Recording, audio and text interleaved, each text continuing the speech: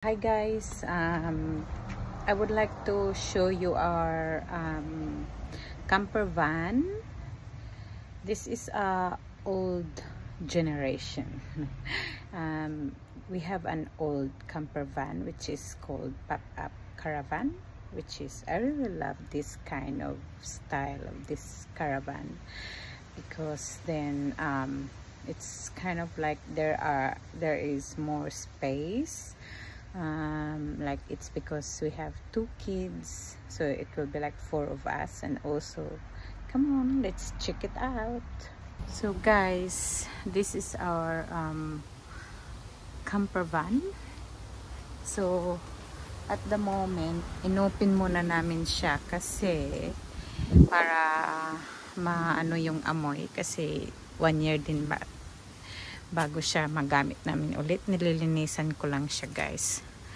So yan siya guys. Ito yung fridge natin. So may ano na siya, mini fridge. Yan, old na siya talaga guys. And ito yung sink natin. So nilinisan ko lang. Sure yan guys, 2 tao ang makakatulog dyan. So yan. At saka yung other end is also 2 person can sleep there. Need na siya talaga ng maintenance guys, pero okay pa naman for now. Kasi di pa natin ma-afford magbili ulit. Ayan.